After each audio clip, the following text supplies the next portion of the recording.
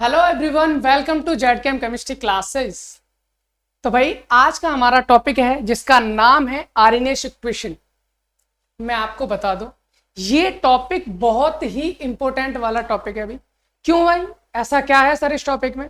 Class 12 से start होता है और क्लास 12 में है तो जाहिर सी बात है भाई, नीट में भी ये आएगा, आईआईटी में भी यही आता है। अगर इससे ऊपर जाते हैं आप तो ग्रेजुएशन में भी ये आता है, यानी बीएससी में पढ़ा जाता है।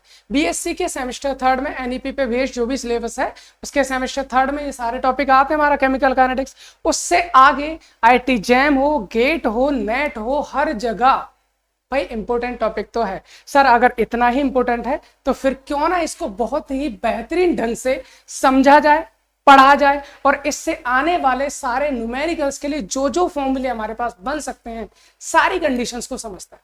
करें स्टार्ट? चलिए भाई, आज हम आरएनएस इक्वेशन को पढ़ना स्टार्ट करते हैं। सर मैं आरएनएस इक्वेशन बताऊं तो ये आरएनएस इक्वेशन होती किस किस के बीच है? मतलब एक भाई जाहिर सी बात है, अगर हम किसी इक्वेशन की बात करते हैं तो वहां पर कोई ना कोई रिलेशन होता है। अगर हम किसी भी इक्वेशन की बात करें तो किसी न किसी के बीच रिलेशन होता है। सर ये आरएनएस इक्वेशन जो है ये किस किस के बीच रिलेशन है, मुझे ये बताना है सबसे पहले। तो मैं आपको अगर बताना चाहूं तो भाई मैं यहां पर ये बता सकता हूं कि सर आरएनएस इक्वेशन जो है वो किस किस के बीच रिलेशन होता है। एक होता है हमारा के।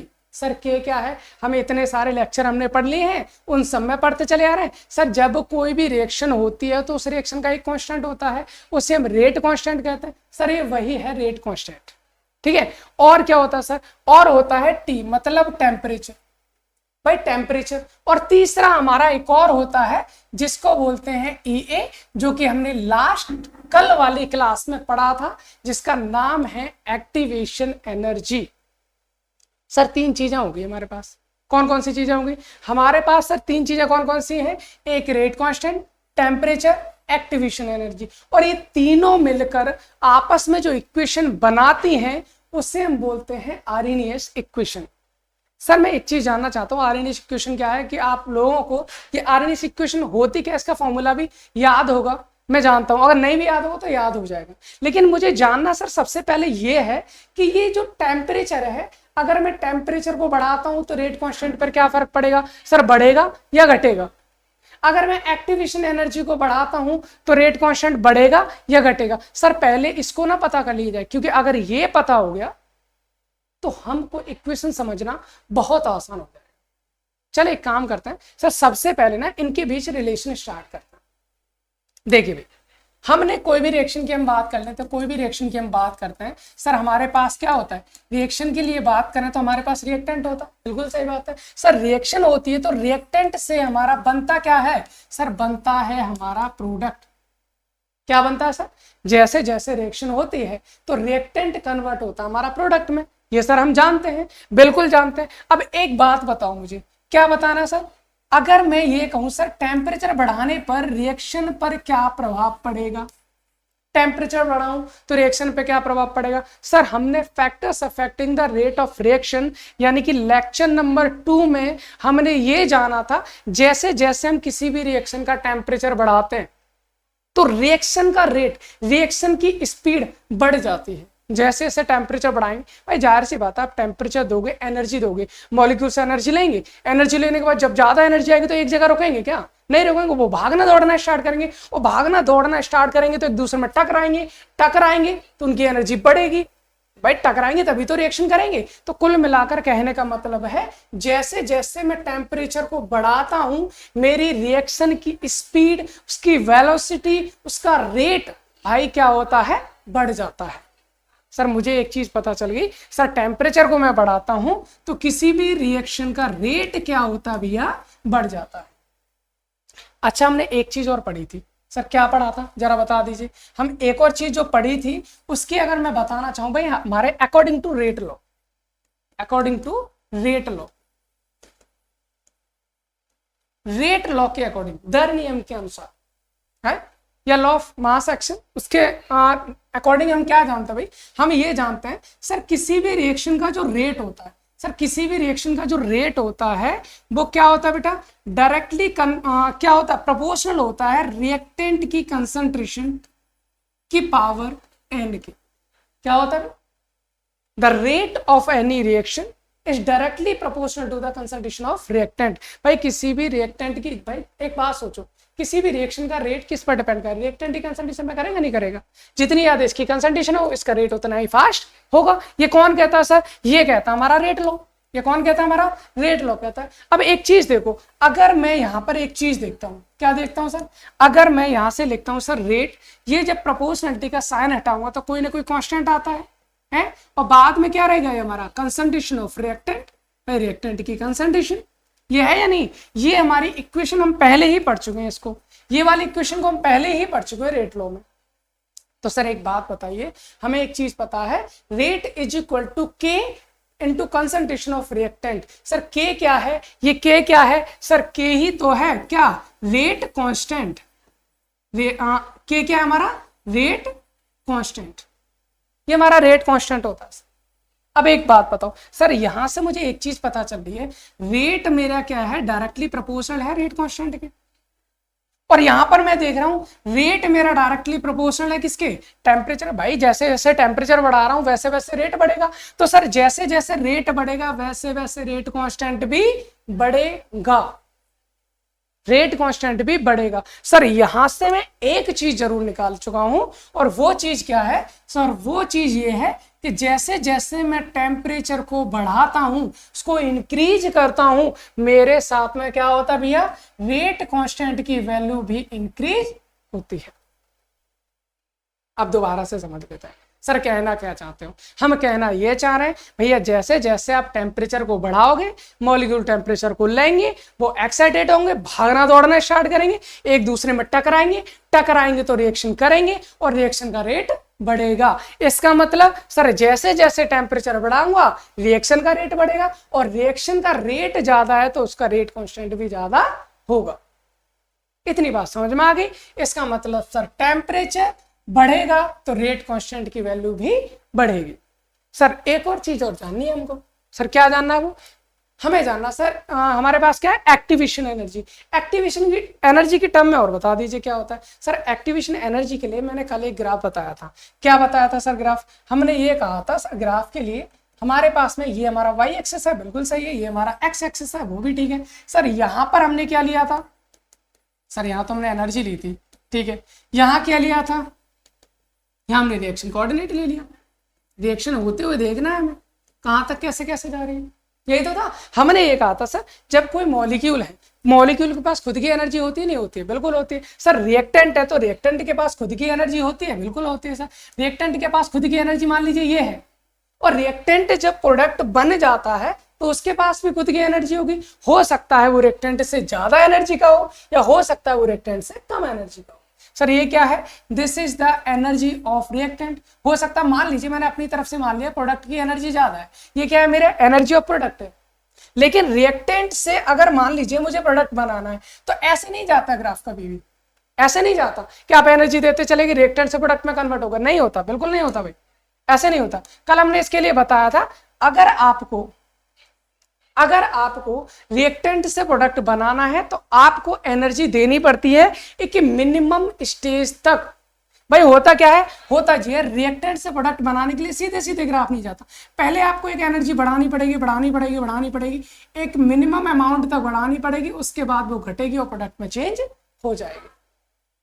सर यहां से एक चीज हमने बताई थी, और वो क्या बताया था? ये है हमारी रिएक्टेंट की एनर्जी, ये है हमारे रिएक्टेंट की एनर्जी, ठीक है ना, और ये है हमारे प्रोडक्ट की एनर्जी, ये है हमारे प्रोडक्ट की एनर्जी। लेकिन सर लेकिन क्या है? लेकिन ये रिएक्टेंट से प्रोडक्ट बनाने के लिए हमें भाई सीधे सीधे नहीं, इतनी एनर्जी की रिक्वायरमेंट पड़ी, इतनी की नहीं पड़ी। हमको कितनी एनर्जी की रिक्वायरमेंट पड़ी?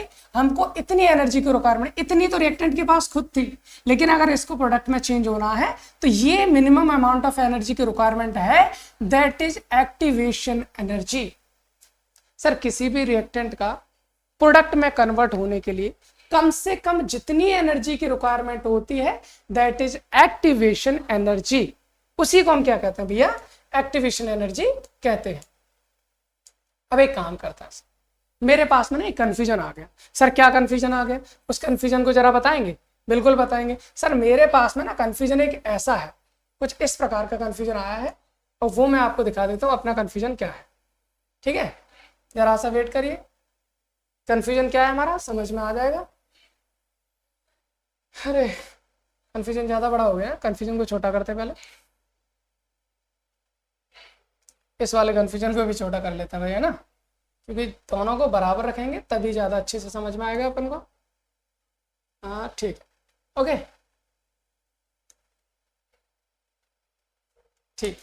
ये हमने 2 ग्राफ मैंने बना लिए हैं, उम्मीद करता हूँ कि चीज़ें को थोड़ा सा समझ में आ रहा होगा। और यहाँ से मैं एक काम करता हूँ, इसको बनाता हूँ वापस। ठीक है, देखिए यहाँ से मैंने एक काम किया वापस से, जैसे यहाँ पर एक्टिवेशन एनर्जी कुछ इस टाइप से थी। अभी मैंने एक और ग्राफ बनाता हूँ, जरूरी तो नहीं भाई कितनी है, हो सकता है इससे ज्यादा एनर्जी की जरूरत हो सकता है इससे कम एनर्जी की जरूरत हो। मैंने दूसरा ग्राफ सर ऐसे बना दिया, ऐसे बना दिया मैंने दूसरा ग्राफ। यहाँ पर कितनी एनर्जी की रिक्वायरमेंट है सर, इतनी एनर्जी की रिक्वायरमेंट है यहाँ पर। ये हो गया मेरा EA यानी कि एक्टिवेशन एनर्जी।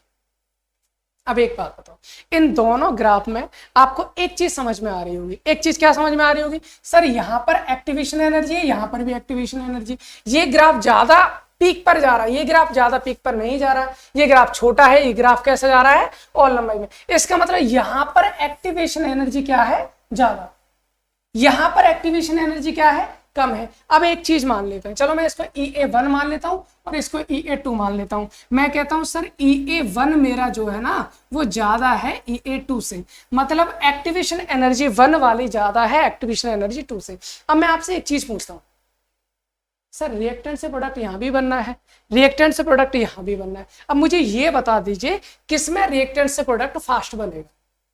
सर यहां बात करो, आप रिएक्टेंट से प्रोडक्ट में जाओगे तो एनर्जी बहुत ज्यादा देनी पड़ रही है। यहां पर रिएक्टेंट से प्रोडक्ट में जा रहे हो, एनर्जी थोड़ी सी देनी पड़ रही है, ज्यादा देनी नहीं पड़ रही है। और जब कम एनर्जी में प्रोडक्ट बन जाएगा तो वो जल्दी जल्दी बनेगा ना भैया। जब कम एनर्जी में प्रोडक्ट बन जाएगा तो फास्ट बनेगा, और फास्ट बनेगा तो रेट ऑफ रिएक्शन भी तो ज्यादा होगा।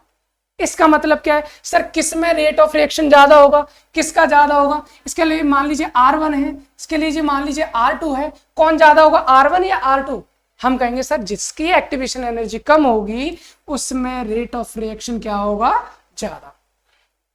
क्योंकि भैया एक में मान लीजिए, एक में आपको पहाड़ मतलब क्या करना, आपको क्रॉस करके जाना है, एक में आपको हाईवे वाला पुल क्रॉस करके जाना है। तो हाईवे वाला पुल क्या है, कम है ना एनर्जी, आराम से चढ़ जाते हो नीचे उतर जाओगे। पहाड़ चढ़ने के लिए बहुत ज्यादा एनर्जी की रिक्वायरमेंट है, तो वहां पर स्पीड कम हो जाएगी। अगर हाईवे वाला होगा तो जल्दी स्पीड आ जाएगी। तो वही हम कहना चाह रहे हैं कि जैसे जैसे एक्टिवेशन एनर्जी बढ़ेगी वैसे वैसे मेरा रेट कम होता जाएगा। सर कुछ कहना चाह रहे हैं यहां से, बिल्कुल कहना चाह रहे हैं। हम ये कहना चाह रहे हैं सर, क्या कहना चाह रहे हैं, अगर मेरा एक्टिवेशन एनर्जी बढ़ता है तो रेट मेरा कम होता है। सर रेट कम होता है तो रेट कांस्टेंट भी तो कम होगा। बिल्कुल सही बात है। तो सर यहां से 2 चीजें मेरे को मिली हैं, दोनों के रिलेशन मैंने यहां से निकाल लिए हैं। और दोनों रिलेशन क्या है, जैसे जैसे मैं टेम्परेचर को बढ़ाता हूं, जैसे जैसे मैं टेम्परेचर को बढ़ाता हूं रेट कांस्टेंट बढ़ता है, और जैसे जैसे एक्टिवेशन एनर्जी को बढ़ाता हूं रेट कांस्टेंट कम होता है। सर इस टाइप के क्वेश्चन आपके मोस्टली ऑब्जेक्टिव क्वेश्चंस में पूछ लिए जाते हैं, जो MCQ क्वेश्चंस होते हैं। और आपको पता है भाई, जितने भी कंपटीशन चल रहे हैं हर जगह आपके ऑब्जेक्टिव क्वेश्चंस पूछे जाते हैं। और अभी तक तो भाई आपके जो ग्रेजुएशन में पूछे जा रहे क्वेश्चंस वो भी आपके ऑब्जेक्टिव क्वेश्चंस ही आ रहे। चलिए हम एक काम करते हैं, आगे इसकी इक्वेशन की बात कर लेते हैं। आरएनएस इक्वेशन होती क्या है भैया, इन तीनों के बीच रिलेशन में डायरेक्ट आरएनएस इक्वेशन बता रहा हूं। क्या होती है हमारी आरएनएस इक्वेशन, हमने पढ़ी होती सर K = A e की पावर -EA/RT, EA/RT। सर ये है हमारी आर्हेनियस इक्वेशन। आई होप इसके बारे में आप जानते होंगे क्योंकि ये बहुत बेसिक्स है और हर जगह आपको मिल जाती है। तो K = A e की पावर -EA/RT, यही है। सर मैं ये जानना चाहता हूँ इसमें कौन सी टर्म को क्या कहते हैं, चलो जान लेते हैं। सर K क्या है अभी तो जाना था। सर क्या है K, रेट कांस्टेंट है। सर K क्या है हमारा, रेट कांस्टेंट। ठीक है सर, K के बारे में पता चल गया। सर A क्या होगा ये बताएंगे, बिल्कुल बता देंगे सर। A क्या है, A है हमारा, ये E क्या जानते हो, E क्या है सर, E एक्सपोनेंशियल। क्या है हमारा, एक्सपोनेंशियल, क्योंकि A एक्सपोनेंशियल से पहले आ रहा है और ये हमारा फैक्टर होता है, इसलिए हम इसको बोलते हैं pre exponential factor, pre exponential factor, pre exponential factors को बोले, क्योंकि एक्सपोनेंशियल से पहले आ रहा है ना, प्री आ रहा है, दैट्स वाई इसका नाम हो जाता हमारा प्री एक्सपोनेंशियल फैक्टर। सर एक और बात बताइए, इसको और चीज मैं एक और चीज बता देता हूं आपको, प्री एक्सपोनेंशियल फैक्टर को भाई हम एक नाम और बोल सकते हैं, और वो नाम होता है हमारा आर्हेनियस फैक्टर, आर्हेनियस फैक्टर, ठीक है। प्री एक्सपोनेंशियल फैक्टर का दूसरा नाम हमारा आर्हेनियस फैक्टर होता है, क्योंकि भाई आर्हेनियस इक्वेशन है तो इसको हम आर्हेनियस फैक्टर भी कहते हैं। सर एक चीज और बताएं आपको, वो चीज ये है, आर्हेनियस फैक्टर जो है इसका एक और नाम होता है। सर कितने नाम होते हैं? 3 होता है भाई, 3 होते हैं, और वही तीसरा वाला जो मैं आपको बताना चाह रहा हूं वो हमारा मोस्टली क्वेश्चंस में पूछ लिया जाता है। सर वो क्या होता है, वो बताएंगे? बिल्कुल बताएंगे। यहां पर एक कंडीशन होती है, अगर हमारा क्या होता है भाई, इसको हम एक नाम और बोलते हैं, that is frequency factor, frequency factor. Sir एक हम फ्रीक्वेंसी फैक्टर भी बोलते हैं, लेकिन इसके लिए एक कंडीशन है। कंडीशन क्या है? सर जो रिएक्शन हमारी है वो हमारी फर्स्ट ऑर्डर रिएक्शन होनी चाहिए। कौन सी ऑर्डर होनी चाहिए? First order reaction. If there is first order reaction we can say A is a frequency factor. समझ में आ रहा है? सर यहां से बहुत सारी चीजें, कभी कभी क्या है ना, आपके ऑब्जेक्टिव क्वेश्चंस में पूछ लिया जाता है, what is A? Pre exponential factor, B Arrhenius factor, C frequency factor, D all of the above. सारे क्वेश्चंस हैं, सारे आंसर्स हैं। तो ये चीज आपको जानना बहुत जरूरी है। अगर आपने कोई एक नाम पढ़ रखा है तो आप वही लगा के आओगे और क्वेश्चन हो जाएगा गलत। हमें कॉन्फिडेंस होता है सर हम बिल्कुल बहुत अच्छा क्वेश्चन करके आए, लेकिन हमको यूनिवर्सिटी से या कॉलेज ने हमको मार्क्स नहीं दिए, तो वो गलत होता है, क्योंकि हम कहीं ना कहीं गलतियां कर चुके होते हैं, और उसका रीजन होता है हमारा ये नहीं कि गलत पढ़ते हैं, पढ़ते सही हैं, बट इनकम्प्लीट पढ़ने से हमारी कुछ चीज़ें बहुत मिस हो जाती हैं। इसलिए हमें कंप्लीट चीज़ों को पढ़ने की कोशिश किया करें। और भाई मेरी जितनी भी कोशिश रहेगी मैं आपको सारी चीज़ें कंप्लीट कराऊंगा, ठीक है। चलिए आगे चलते हैं। ए हो गया। सर यहाँ पर ई ए मेरे को दिखाई दे रहा है, ई ए दिखाई दे रहा है, बिल्कुल दिखाई दे रहा है। सर ई ए क्या है? ई ए की बात कर लेते हैं सर। ई ए है हमारा, ई ए है हमारा एक्टिवेशन एनर्जी। पता है ना? बिल्कुल सही है सर, एक्टिवेशन एनर्जी है। और एक्टिवेशन एनर्जी है सर, इसको मोस्टली जो रखा जाता है जूल में रखा जाता है या कैलोरी में रखा जाता है, ठीक है ना। तो अब एक्टिवेशन एनर्जी हो गया हमारे। इसके बाद क्या है सर? इसके बाद क्या है सर? चलिए इसके बाद की कहानी और भी देख लेते हैं, क्या क्या जानना है हमको। देखिए इसके बाद और क्या क्या चीज है सर इसमें। देखो के हो गया, ए हो गया, ई ए हो गया। आर क्या है सर? आर है gas constant, universal gas constant है भाई, ये तो है, इसको तो जानते हैं आप, ये है गैस कांस्टेंट। और गैस कांस्टेंट की वैल्यू मैं आपको पहले भी कई सारी बता चुका हूं, लेकिन यहाँ पर आपको 2 वैल्यू याद रखनी है जो यहाँ पर रखी जाएंगी। सर कौन सी वैल्यू याद रखनी है? एक याद रखनी है 8.314 joule, 8.314 joule kelvin inverse mole inverse, ठीक है। 8.314 joule kelvin inverse mole inverse. Sir कब रखेंगे आर की वैल्यू? ये हम तब रखेंगे जब आपकी एक्टिवेशन की एनर्जी अगर जूल में दे रखा है, एक्टिवेशन एनर्जी जूल में है, तो आपको 8.314 joule kelvin inverse mole inverse value रखनी है। लेकिन सर क्या लेकिन? अगर आपकी वैल्यू कैलोरी में दे दी सर, फिर क्या करेंगे? अगर भैया कैलोरी में दे दिए ना, तो आप बहुत छोटी सी वैल्यू रख दो, 2 calorie kelvin inverse mole inverse. भैया अगर आपको कैलोरी में वैल्यू आपको दे रखी है तो आप आर की वैल्यू 2 रखोगे, और अगर आपको वैल्यू दे रखी है जूल में तो 8.314 वैल्यू रखोगे। उम्मीद करता हूं इतनी बात आपको समझ में आ गई। सर और कुछ रह गया क्या? बिल्कुल रह गया सर, टी रह गया अभी हमारा। सर टी को हम बोलते हैं टेम्परेचर, टी को क्या बोलेंगे हम? टेम्परेचर। और टेम्परेचर बेटा किस में होना चाहिए? केल्विन में। टेम्परेचर किस में होना चाहिए हमारा? केल्विन में होना चाहिए, डिग्री सेंटीग्रेड में नहीं रखेंगे आप, ठीक है। किस में होना चाहिए? केल्विन में होना चाहिए। और इतनी बात आपको समझ में आ गई है। सर कुछ का ये कहना हो सर ये ई क्या है? ई समझ में नहीं आया सर। ई है एक्सपोनेंशियल। लॉग देखा आपने? लॉग कभी ना कभी पढ़े होंगे, और नहीं पढ़े तो हमने पूरे चैनल पर basic concept, basic mathematics for chemistry के नाम से प्लेलिस्ट बना रखी है, वहां पर डिटेल में लॉग हमने पढ़ रखा है। अगर किसी को नहीं आता है तो वहां से जाके पढ़ लो, क्योंकि भैया इस यूनिट के अगर आपको न्यूमेरिकल्स करने हैं तो आपको लॉग की प्रॉपर्टी आना कंपलसरी है।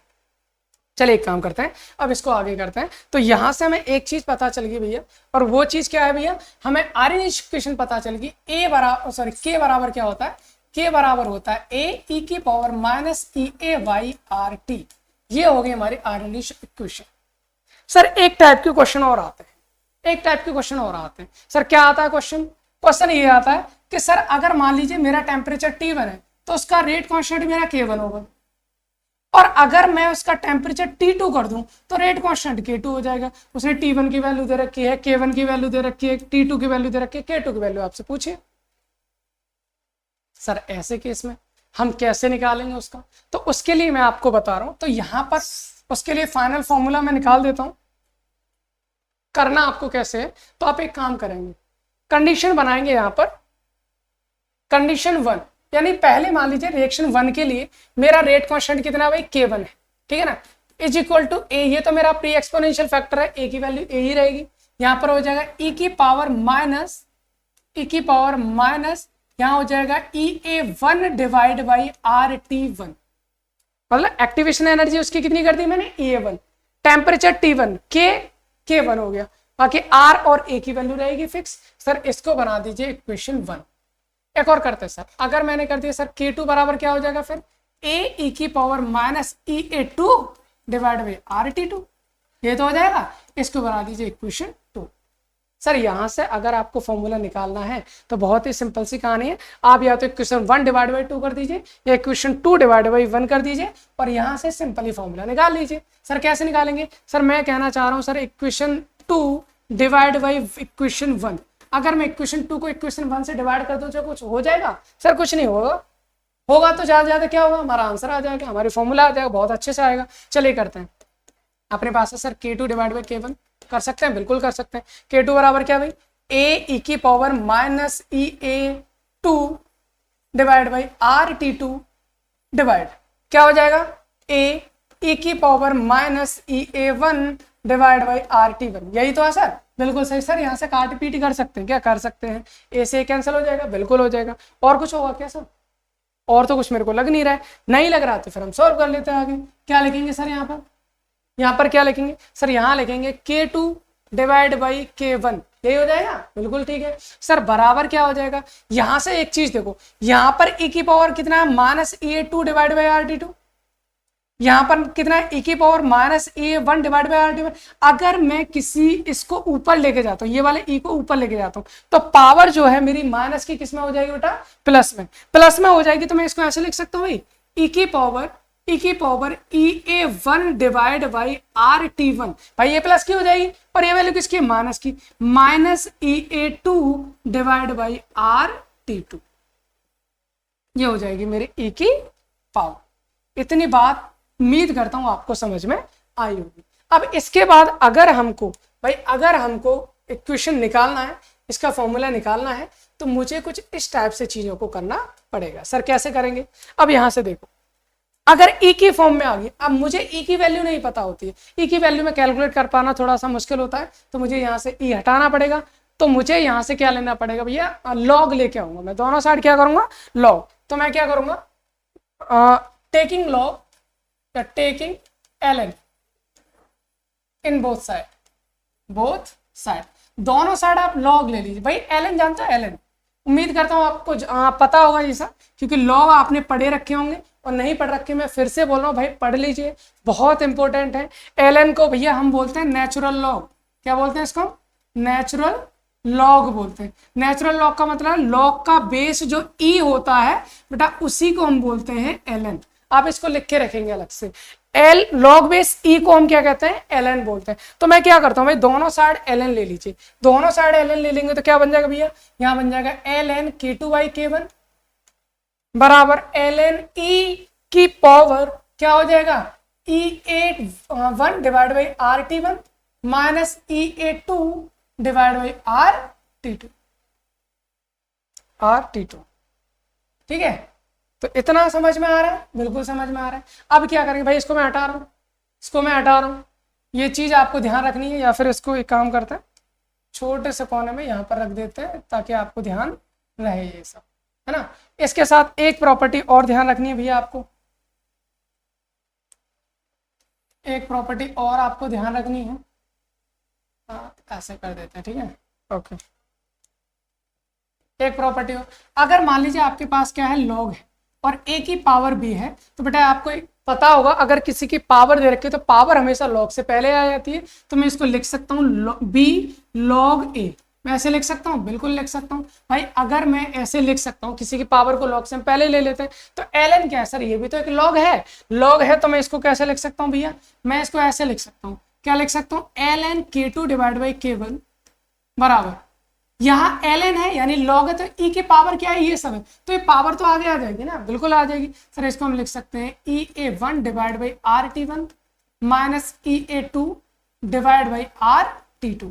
सर ये तो हमारी पावर है, ये हमारी आगे आ गया, बचा क्या, ln e।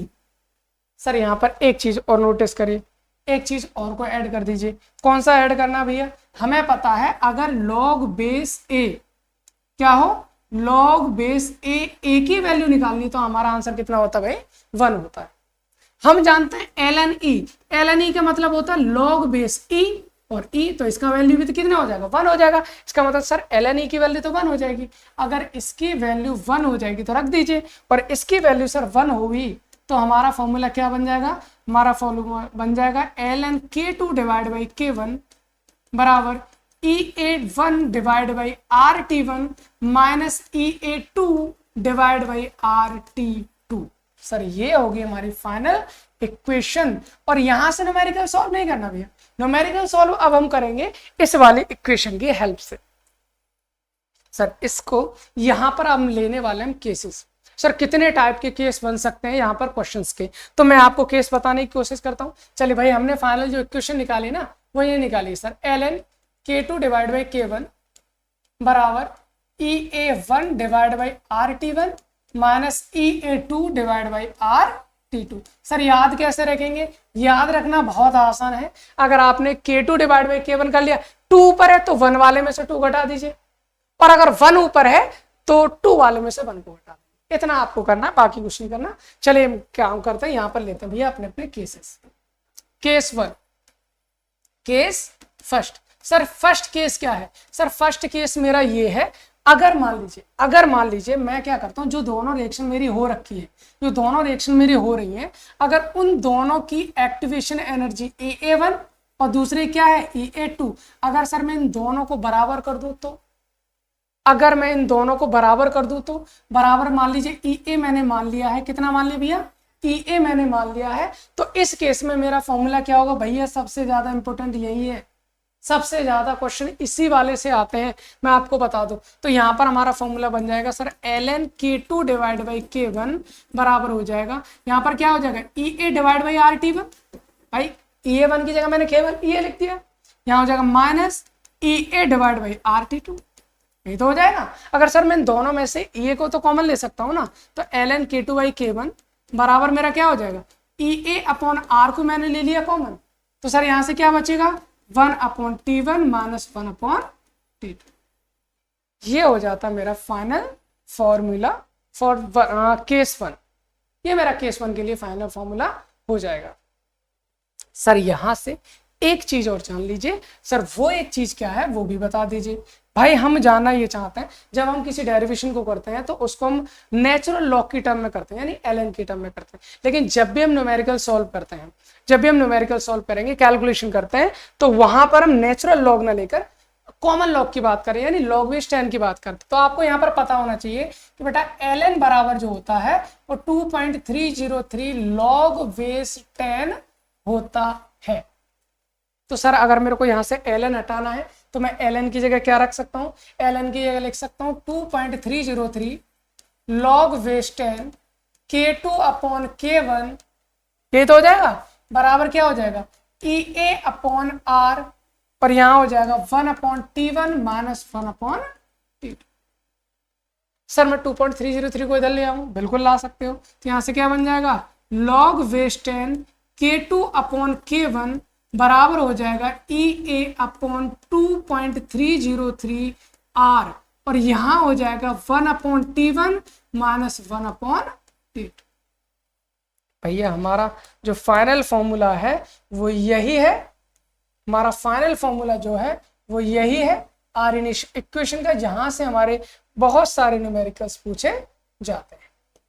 उम्मीद करता हूं कि आपको ये वाला फॉर्मूला याद रहेगा। याद रखने के लिए मैं बता देता हूं आपको करना क्या है। आपको करना लॉग वेस्टर्न K2/K1 या K1/K2 कुछ भी कर लो। यहां पर आएगा E8/2.303 आर।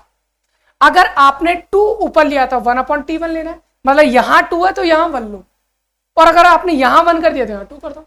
यानी हम लिखेंगे लॉग वेस्टर्न K2/K1 equal to E/2.303 R into 1/T1 minus 1/T2। इतनी बात समझ में आ रही भाई।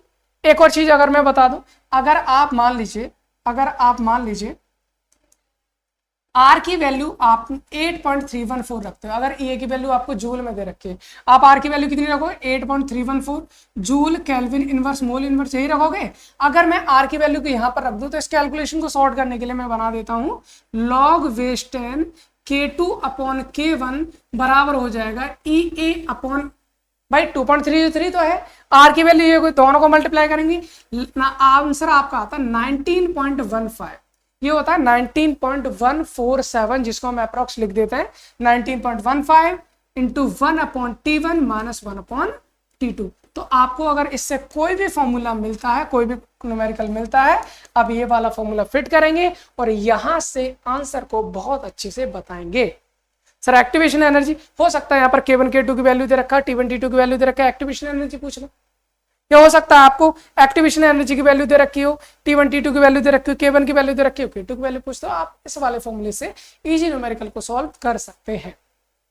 उम्मीद करता हूं ये वाली चीज समझ में आ गई होगी। सर हमें एक और केस पढ़ना, वो भी पढ़ लीजिए। चलो केस सेकंड हम पढ़ते हैं, केस हमारा सेकंड पढ़ लेते हैं। केस सेकंड क्या होगा, केस सेकंड इतना इंपॉर्टेंट नहीं है, केस फर्स्ट जो था हमारा बहुत ज्यादा इंपॉर्टेंट था।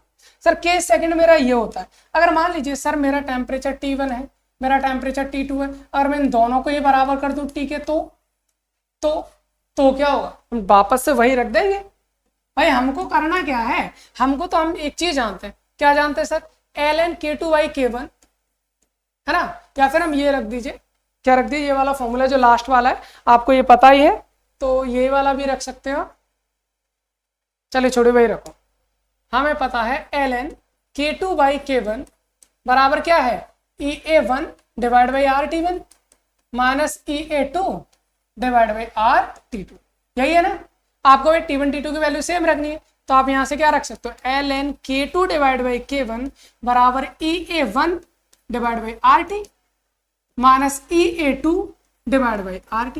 भाई दोनों तो बेस कॉमन है तो आप यहां लिख सकते हो ln K2 divide by K1 बराबर EA1 minus EA2 divide by RT।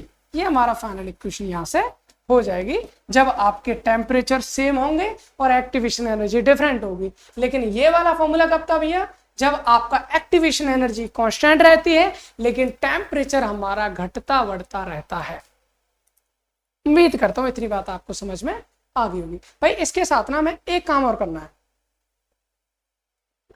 उसके बाद हम लेक्चर को करेंगे समाप्त। थोड़ा सा बड़ा सा लेक्चर हो गया क्योंकि ये बहुत इंपॉर्टेंट था, इसलिए हमने सारी चीजें एक ही लेक्चर में लेके हम आए हैं।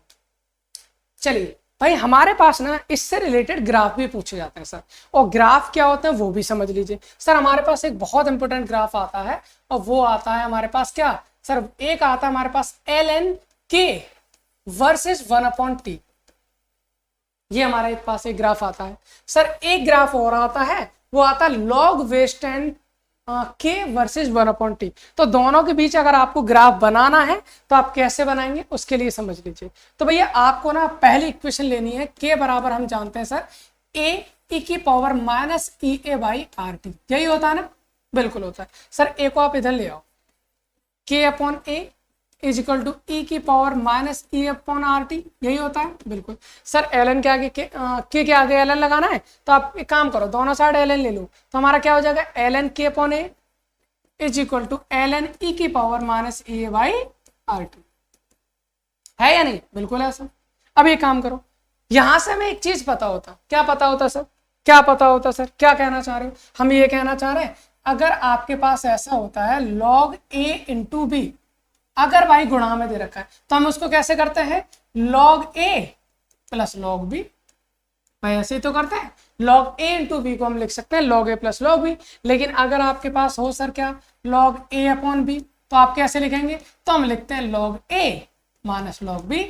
ये पता है ना अपन को, बिल्कुल पता है sir. log a into B को a प्लस बी लिख सकते हैं, log a अपॉन बी को log a minus log b लिख सकते हैं। तो भैया मेरे को तो यहाँ पता चल गया ना, ln k अपॉन a को क्या लिख सकता हूँ मैं, ln k minus ln a is equal to e। Sir यहाँ से क्या है, यहाँ से एक चीज देखो, पावर को हमेशा आगे ले आते हैं, अभी तो पढ़ा था, तो यहाँ से हो जाएगा minus E A upon R T, power आ गया, बचा गया इनटू ln e, और बेटा ln e की वैल्यू हो जाती है 1। तो यहां से हमारे पास एक इक्वेशन आ जाती है, और वो एक इक्वेशन क्या है, वो है हमारी ln k, ln a को हम इधर लेके जाएंगे तो माइनस का हो जाएगा प्लस में, तो यहां पर हो जाएगा ln a, फिर हो जाएगा minus E A upon R T, A upon R T. तो भैया यहां से मैंने क्यों निकाला, मेरे को ln k और 1 अपॉन टी चाहिए था, तो मैं ln k को भी ले आया और यहां से मेरा 1 अपॉन टी भी मिल जाएगा। सही है। तो यहां से हम कैसे कर सकते हैं भाई, हमें एक चीज पता है, हमें जब ग्राफ बनाना होता है तो ग्राफ बनाना मैं आपको भाई बहुत सारे बता चुका हूँ, जीरो ऑर्डर रिएक्शन में, फर्स्ट ऑर्डर रिएक्शन में, सारे ग्राफ बनाने के तरीके मैं आपको बता चुका हूँ कैसे बनाते हैं। तो स्ट्रेट लाइन इक्वेशन हमारी कौन सी होती है भाई, वो होती है हमारी y बराबर mx प्लस सी, यही तो होता है mx प्लस सी। तो यहाँ पर y क्या है मेरा, सर y क्या है मेरा, सर y है मेरा ln k, x क्या है 1 अपॉन टी। तो यहां से देखना, जरा निकाल के देखेंगे आप, सर y बराबर हो जाएगा मेरा ln k बराबर ln a minus E A upon R into 1 upon T into 1 upon T, ऐसे लिख सकता हूँ ना, कोई दिक्कत तो है नहीं, नहीं है सर, कोई दिक्कत नहीं है, बिल्कुल नहीं है। तो यहां से हम एक चीज निकाल सकते हैं, सर क्या निकाल सकते हैं, यहां से देखिए ये हमारा y हो गया, ठीक है, 1 अपॉन टी एक्स हो गया, ठीक है, x के साथ जो होता वो m होता, बाकी इंटरसेप्ट सी होता। ग्राफ में पहले ही पढ़ा चुका हूँ, इसलिए ज्यादा हम उस पर नहीं जा रहे, हम डायरेक्ट ग्राफ बनाने की कोशिश कर रहे हैं, ठीक है। तो यहां से हम ग्राफ बनाएंगे, तो भाई ग्राफ कैसे बनाएंगे, भाई हमें पता है ये हमारी y एक्सिस, ये हमारी x एक्सिस, y एक्सिस पे कौन है हमारा ln k है सर, ठीक है, x पे कौन है 1 अपॉन टी, इंटरसेप्ट कितना है सर ln a, सॉरी ये a है, मैंने k लिख दिया इधर, इंटरसेप्ट कितना भाई मेरा ln a है। सर पॉजिटिव है नेगेटिव, पॉजिटिव है तो वैल्यू ऊपर आएगी, बिल्कुल सही बात है। सर m यानी कि स्लोप, स्लोप क्या है e अपॉन r, पॉजिटिव है नेगेटिव, सर ये तो नेगेटिव है, नेगेटिव है तो स्लोप हमारा कैसा जाता है नीचे की ओर, इसकी वैल्यू कितनी हो जाएगी minus E A upon R हो जाती है। उम्मीद करता हूं ये वाला ग्राफ आपको समझ में आया होगा। सर इसी तरह का बिल्कुल सिमिलरली टाइप का हमारा ग्राफ होता है, और उसमें बस अंतर इतना होता है, कितना होता है भैया, अंतर इतना होता है कि ln की जगह वो बोल देता है log western k versus 1 upon T के बीच ग्राफ बताइए। इस बार क्या है, इस बार ये है, ये हमारा y एक्सिस है, ये हमारा x है। मतलब क्या है सर, मतलब तो वही है जो आप जानना चाह रहे हो। इधर हमारा आ जाएगा y पे log वेस्टर्न क्या k, और यहां पर आ जाएगा 1 अपॉन टी। सर ln की जगह log वेस्टर्न कर दिया, और ln को log वेस्टर्न में चेंज करना अपन को आता है। सर कैसे करेंगे, एक बार फिर से करके देखते हैं, आपको समझ में अच्छे से आ जाएगा। हमने सर स्टार्टिंग यहां से की थी, k बराबर a e की power minus A by R T, यही तो किया था, बिल्कुल किया था। सर अगर मैं ये कर लूं k upon a is equal to E की power minus A by R T, ये भी किया था, बिल्कुल सही बात है। सर दोनों साइड ln ले लो, तो ln k अपॉन a बराबर ln e की power minus A by R T, यही हो गया था, बिल्कुल हो गया था। सर यहाँ से हमने ये भी किया था कि ln यहाँ पर क्या हो जाएगा, ये हो जाएगा हमारा ln k अपॉन a, तो यहां से पावर हमारी आगे आ गई थी, तो वो हो गया था हमारा minus e upon R T, और ln e की वैल्यू हो गई थी हमारी कितनी 1। सर यहां तक तो हमने पहले भी किया था, लेकिन एक चीज सोचो, ln को भैया अगर हमें log बेस 10 में चेंज करना होता है तो हम कितने से मल्टीप्लाई करते हैं, 2.303 log base 10 k upon a हो जाएगा, बराबर हो जाएगा minus A by R T. Sir 2.303 को इधर पहुंचा दे, क्योंकि हमें तो log यही चाहिए ना, तो हम कर सकते हैं log base 10 k upon a, के अपॉन ए बराबर क्या हो जाएगा भैया, ठीक है, बराबर हमारा हो जाएगा minus E A by 2.303 into R, यही तो हो जाएगा। और 2.303 को इधर पहुंचा दिया, टी और रह गया, टी और लिख दीजिए आर टी, सही है। अब हम एक काम करेंगे, लॉग वेस्टर्न के अपॉन ए को हम क्या लिख सकते हैं, लॉग वेस्टर्न के माइनस लॉग वेस्टर्न ए, यानी इसको लिख सकते हैं लॉग वेस्टर्न के माइनस लॉग वेस्टर्न के, जो इधर जाके किसका हो जाएगा, प्लस का, यानी कि log western A minus E A upon 2.303 R T. बस भैया इतना अंतर है, अंतर इतना है, लॉग वेस्टर्न के रहेगा वाई पे, लॉग वेस्टर्न के रहेगा वाई, 1/t रहेगा x, जो x के साथ है वो m, बाकी रहेगा हमारा c। इंटरसेप्ट पहले की तरह पॉजिटिव, इसकी वैल्यू कितनी है, लॉग वेस्टर्न a है सर, इंटरसेप्ट क्या रहेगा, नेगेटिव रहेगा, जिसकी वैल्यू हो जाएगी minus E A upon 2.303 R. बस इतना रहेगा, बाकी कहानी हमारी सेम रहेगी, और इसकी वैल्यू क्या थी हमारी ln a। तो उम्मीद करता हूं कि आपको आर्यनिश इक्वेशन का कंसेप्ट समझ में आया होगा, इसका डेरिवेशन कैसे कर सकते हैं, कौन कौन सी कंडीशन में न्यूमेरिकल्स आ सकते हैं, कैसे हम फॉर्मूला बना सकते हैं, ग्राफ को कैसे बता सकते हैं, वह सारी चीज हमने डिटेल से पढ़ ली है। अगर इसके अलावा कोई भी क्वेरी है आप कमेंट बॉक्स में लिखिए, मैं उसका जवाब आपको जरूर दूंगा, ठीक है ना। इसमें आप मेरे से कुछ भी पूछ सकते हैं, मैं आपको बताऊंगा जरूर। अगर कोई चीज मिसिंग है आप मेरे को बोल सकते हो, सर ये चीज मिसिंग है, आप इसको लेके आइए, तो मैं उसको जरूर लेके आऊंगा, ठीक है ना। बस आपका एक ही काम है, आप समझ चुके होंगे, वो है शेयर करना अपने साथियों को, जितने भी लोग हैं जो आपके क्लासमेट हैं, जो आप ये टॉपिक्स को पढ़ना चाह रहे हैं, जिनको ये हेल्पफुल है भाई, उनको इन चीज़ों को शेयर कर दीजिए, ताकि उनको भी अच्छा लगे, हमको भी अच्छा लगे, तुमको भी अच्छा लगे, और बहुत सारे लेक्चर हम आपके लिए लाते रहें हमेशा, ठीक है। तो इस लेक्चर को यहीं समाप्त करते हैं, मिलते हैं अगले लेक्चर में, शायद कॉलेज इन थ्योरी के साथ। Thanks for watching.